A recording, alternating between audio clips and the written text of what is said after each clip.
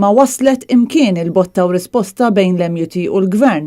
L-eżamijiet mhux se jsiru, l-istudenti tħallew lampa stampa u mijiet ta' ġenituri għadhom inkwetati dwar din is-sitwazzjoni xejn sabiħa. Il-Ministru tal-Edukazzjoni Evarist Bartolo u s-Segretarju Permanenti Frank Fabri indirizzaw konferenza tal-aħbarijiet fid-dawl tas-sitwazzjoni ta' kriżi f'dawk li huma l-eżamijiet tal-Malti u l-Matematika għat-tielet u r-raba' sena tal-iskejjel sekondarji kollha tal-Istat. Iżda minflok ma kif wieħed kien jittama offrew xi tip ta' soluzzjoni u għamlu konferenza sħiħa jikkwotaw ċifri u numri sakemm fl-aħħar mill-aħħar farfru kollox fuq l-MUT. Għall-interess nerġa' ngħid tal-istudenti tal-għalliema nfushom u tal-ġenituri nitolbhom li jirrikonsidraw il-pożizzjoni tagħhom dwar id-direttiva. Il-Ministru saħansitra għamel stqarrija ministerjali fil-Parlament it-tlieta fejn għamel l-istess appell, iżda reġa' għal darb'oħra naqas milli joffri xi tip ta' soluzzjoni.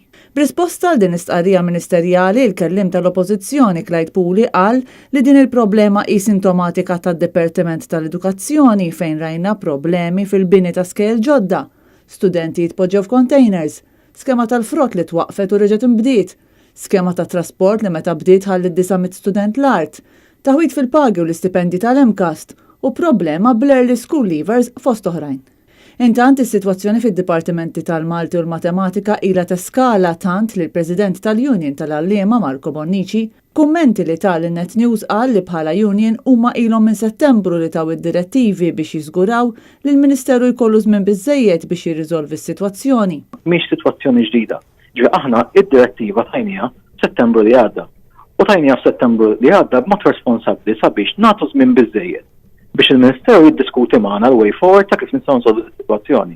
Xi ħaġa li ma ġarx, tant ma ġarx li fil-eżamijiet ta' nofs is-sena il-Ministeru prova jillapazza b'karti tal-eżamijiet li s'issa ħadd ma jaf min għamilhom. Ta' sitta karti tal-eżamijiet li kienu ma jimxux mas-sillab. Fil-kummenti li tal-Net News Marco Bonnici qal li l-Ministru tefa' l-ħtija fuq l-MUT flok prova jsolvi s-sitwazzjoni. Flok ma indirizza is-sitwazzjoni li kellu ċans prattikament is-sena skolastika kollha biex jagħmilha.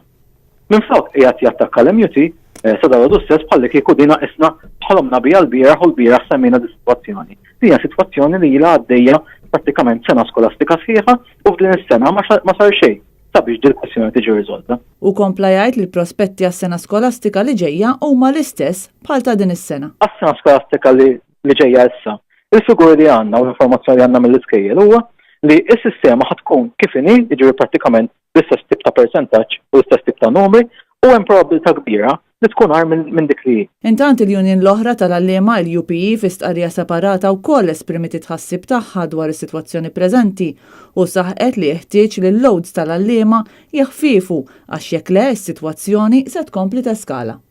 U sa dan it-tant f'nofs il-botta u risposta bejn il-Gvern u l-MUT, l-istudenti qed jibqgħu jisfnu fin-nofs u l-kwistjoni tan-nuqqas ta' għalliema u għalliema mobbija bix-xogħol tibqa' mhux riżolta.